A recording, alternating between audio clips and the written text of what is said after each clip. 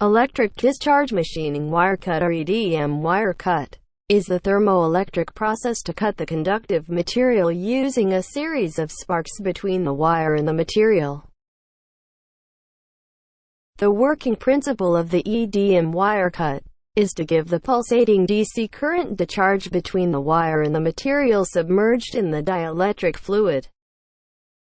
When the gap between the wire and the material is small enough, the sparks is produced, heated, eroded, and create a microcrater on the material surface. The sparks occur rapidly, and the microcraters being produced will cut the material in the line of the wire. This is the animation of the EDM wire cut process.